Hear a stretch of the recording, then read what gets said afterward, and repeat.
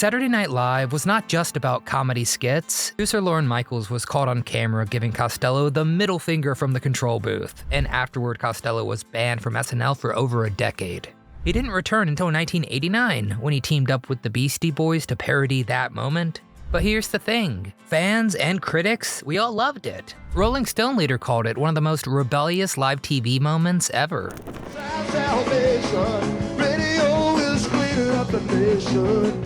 For a generation of young punks, Costello's move wasn't career suicide, it was a rallying cry.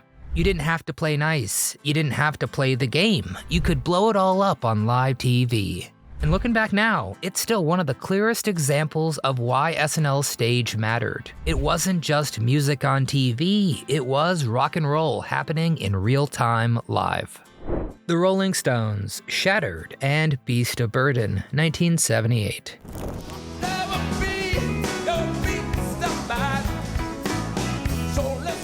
When the Stones hit SNL in 1978, Studio 8H practically turned into a nightclub. Mick Jagger wasn't just singing, he was prowling, strutting, taunting the cameras like the room was his personal playground. Just imagine being the poor cameraman just chasing him around like a track meet. One critic joked it looked less like a TV performance and more like Mick trying to seduce the NBC building brick by brick. Keith Richards grinning that half-drunk pirate grin, like he knew the whole thing might collapse but didn't actually care. Which, let's be honest, is the essence of a Stones gig. Charlie Watts was just sitting back there cool as ice, unshakable as always, just holding it together while Ron Wood slashed through riffs like it was second nature. It was ragged, it was sweaty, and it was so perfect.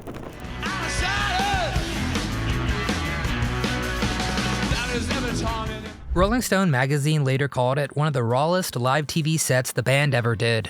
And for a moment, SNL didn't feel like a sketch comedy show, it felt like the center of the rock and roll universe. And here's the kicker, the Stones weren't just the musical guests, they hosted the entire episode. That meant Mick and the guys were popping up in sketches, mugging alongside Dan Aykroyd and John Belushi, and generally turning SNL into their own chaotic variety show.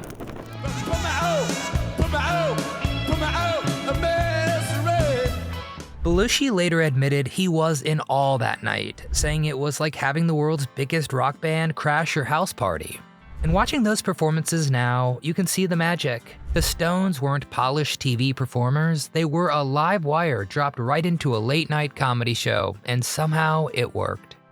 Blues Brothers, Soul Man, 1978.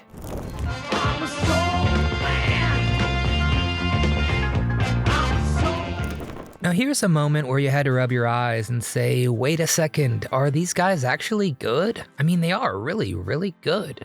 John Belushi and Dan Aykroyd weren't supposed to be rock stars, they were the funny guys in bee costumes doing silly skits. But when they came out as the Blues Brothers and tore into Soul Man, they had the whole place shaking. Remember probably laughing at first, and then 2 verses in you're thinking, shoot, these guys are legit. Belushi had that gravelly voice that sounded like it had lived through 1,000 smoky bars, and Aykroyd was blowing on that harmonica like his life depended on it. You're Soul Man! The band behind them, just stacked with real heavy hitters too, which gave the whole thing this wall of sound that just knocks you back.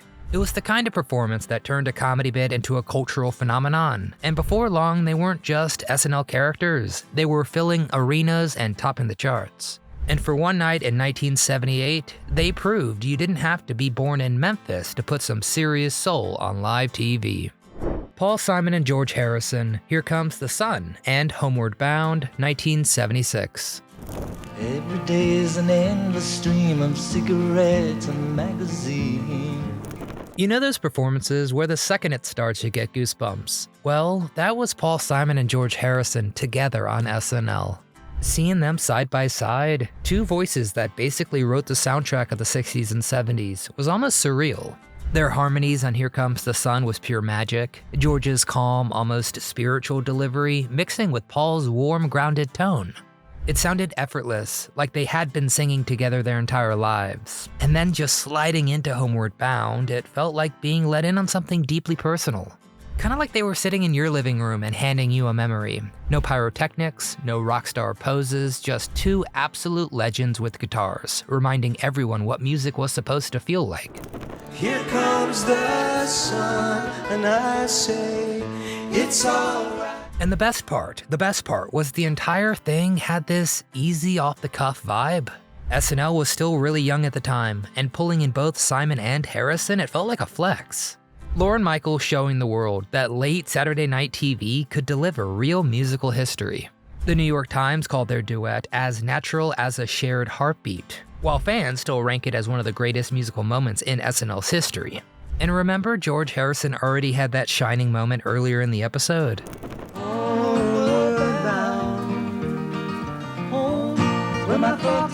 Where Lorne Michaels jokingly offered him $250 to reunite with the Beatles, the same gag he tried with Paul McCartney earlier that year. George played along, deadpan as ever, and then later when he walked out with Paul Simon to deliver that incredible performance, it made that entire joke feel irrelevant. Who needs a Beatles reunion when you had this? I don't know, for a lot of us watching back then, it wasn't just a performance, it felt like a little gift from two old friends who understood exactly what we needed to hear. Simon and Garfunkel reunion, The Sound of Silence, 1975. And she'll be a true love of mine. Now here's one that was history unfolding right in front of us in October of 1975, just 2 weeks into SNL's very first season. Paul Simon was hosting when he surprised the audience by bringing out, well, Art Garfunkel. It was incredible. The two hadn't performed together in years. Their split after Bridge Over Troubled Water had been pretty public. So when they sat side by side and started into The Sound of Silence, the crowd erupted. I mean, we all erupted even sitting at home, because it felt like watching your old friends patch things up right there on live TV. In the sound of silence. They didn't stop at one song either. That night they rolled through Scarborough Fair, My Little Town, and The Boxer too, giving everyone a taste of that timeless blend we all thought was gone for good.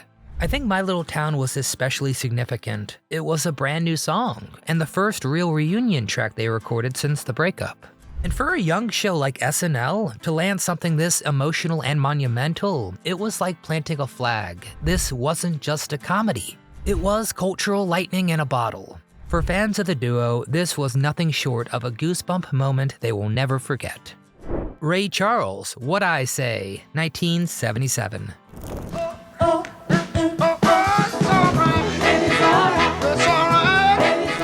Now talk about a Saturday night treat. When Ray Charles hit the stage in '77, SNL instantly felt bigger than a comedy act.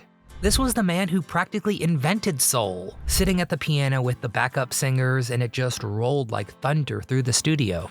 Remember tapping your foot at home, and before long the entire living room felt like a dance floor. Ray had that gift. He could make a small space feel like a revival tent.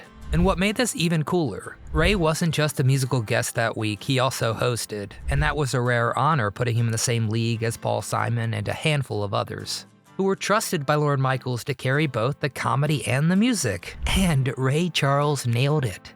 His version of What I Say that night was pure electricity, raw, joyful, and full of that call and response fire that turned the original into one of the most important records of the 20th century.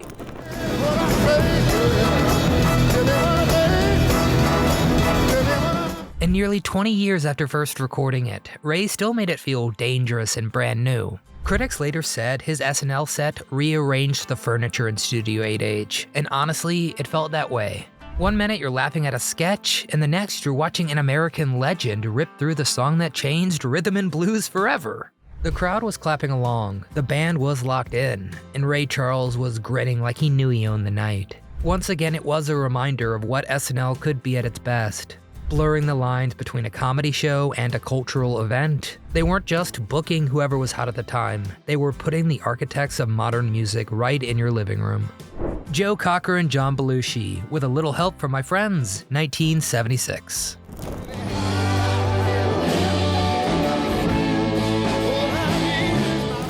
This one cracks me up still when I think about it. Belushi had been doing that over-the-top Joe Cocker impression since the very first season. Flailing arms, gravelly voice, looking like he was being electrocuted by the music. It was already a pretty big fan favorite bit, but then SNL pulled the ultimate trick. They brought in the real Joe Cocker to sing it side by side with John. I just about fell off the couch. The best part, Cocker didn't just tolerate it, he leaned into it. He almost egged Belushi on. You had the parody and the genuine article kinda mirroring each other. The whole thing felt like chaos and brilliance all rolled together. The crowd just went nuts, because it was one of those perfect TV surprises you couldn't even script better.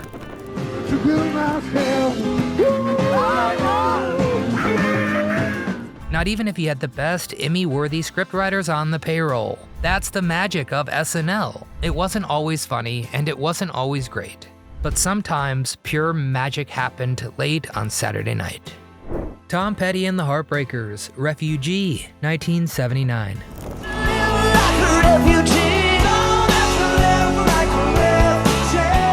By the end of the 70s, Tom Petty and the Heartbreakers were starting to break big, but their SNL spot with Refugee really felt like the moment they arrived. Petty had that laid-back, long-haired cool, but when he leaned into the mic that night, there was fire in it. Remember thinking, this guy's got Dylan's sneer, but a whole lot more rock muscle behind it. The sound was raw, punchy, and it came across like they were playing a sweaty club instead of a TV studio. Refugee was brand new at the time, straight off their breakthrough record, Damn the Torpedoes, which had just dropped in late '79. That album, well, it would go triple platinum and turn them into household names, but seeing it on SNL gave it an extra jolt. Mike Campbell's guitar sliced through the mix like a razor. Tench's organ swirled underneath, and Petty's defiant delivery, everybody's had to fight to be free.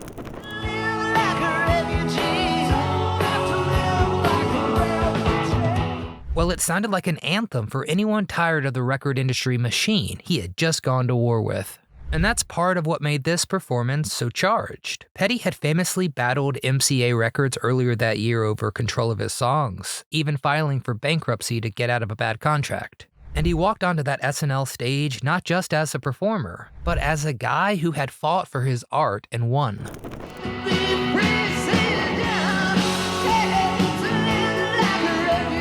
Critics later called that performance, quote, a victory lap in real time, and watching it now, you can feel that sense of triumph baked into every note.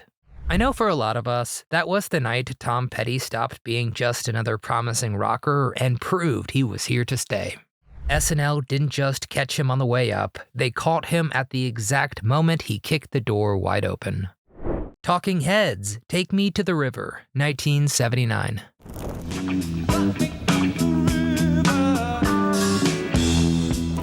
Now, if you were flipping channels in '79 and landed on SNL, you might have thought, who's this lanky guy twitching around like he's got a live wire running through him?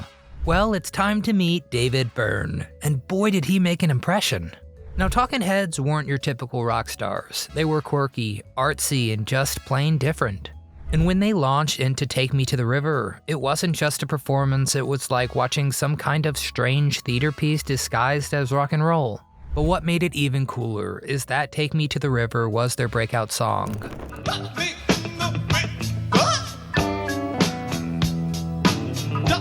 The one that got them airplay beyond the college stations.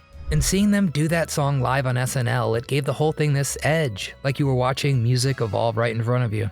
Byrne's voice was full of that nervous energy, and the band had that tight, off-kilter groove that kind of set them apart from anyone else at the time. For some folks, yeah, it was confusing. For others, it was just thrilling. But either way, it was unforgettable. Billy Preston, Nothing from Nothing, 1975. Nothing from nothing leaves nothing. You got to have something. Back in season 1, when SNL was still figuring out what it wanted to be, they brought in Billy Preston. And man, talk about setting the tone.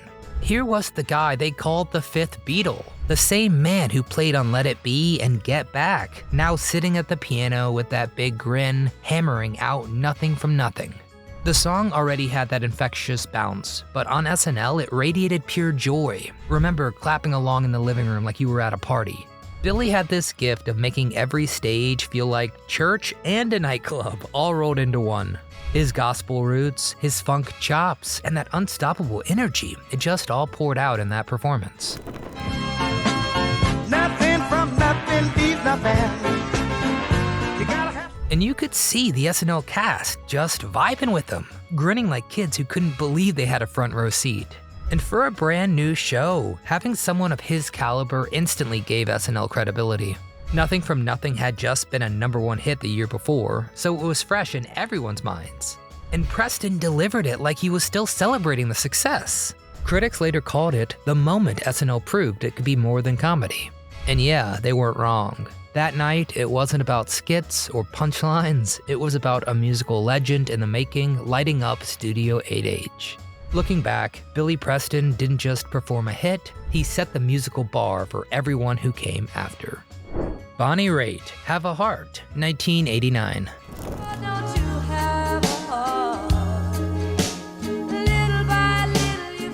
By the time Bonnie Raitt hit the SNL stage in '89 with Have a Heart, she wasn't some up-and-comer anymore, she was a survivor. She'd been grinding it out since the early '70s, mixing blues, rock, and folk, while never quite breaking into the mainstream the way she deserved. The industry had written her off more than once, and she'd weathered label changes, personal struggles, and years of being called underrated. Then came Nick of Time, the album that flipped the script. Suddenly, Bonnie wasn't a cult favorite anymore, she was a Grammy winner in the making. Have a heart. Little by little you fade. And watching her sing Have a Heart on SNL, it felt like seeing an old friend finally getting their due. Remember seeing it and thinking, yeah, it's about time. That performance had everything that made Bonnie special. The slide guitar sliding in smooth and bluesy, that raw, lived-in voice delivering every line like it came straight from her soul. And a presence, oh, her presence, that didn't need flash or gimmicks. Have a Heart wasn't just another ballad, it was wary, wise, and full of bite, carried with the authority you only earn after years in the trenches. And the world, the entire world noticed. Have a heart. Rolling Stone called her SNL spot, quote, a masterclass in restraint and soul.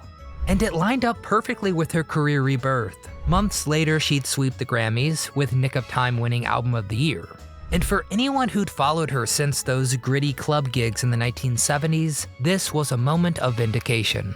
She wasn't underrated anymore, she was properly rated. She was finally right where she belonged. Front and center, guitar in hand, reminding everyone what real artistry looks like. Alright, looking back, SNL wasn't just sketches and punchlines, it was a front row seat to music history. The Stones tearing it up, Ray Charles shaking the walls, Paul Simon and George Harrison giving us goosebumps. Even those wild curveballs like Costello cutting off a song midstream, they were big, loud, quiet, soulful, incredible moments. And it all lived in that little studio, live on Saturday nights. Alright, that's enough from me, now we need to hear from you, the fans. What's your all-time favorite SNL musical performance? Was it one of these that I mentioned, or something totally different? Drop it in the comments and let me know, I could always make a round 2. While you're there, tell me the best musical guest that also hosted. What's a great moment from one of their skits? Get in the comments and tell me all things SNL and the musical guests. We had a ton of fun putting this one together and we sure hope you enjoyed the video. If you did, please click that thumbs up icon, it really helps our channel a ton. Make sure you're subscribed so you don't get left behind. But most importantly, from my entire team here at Do You Remember, I'm Nostalgic Nick, and I'm signing off until next Saturday.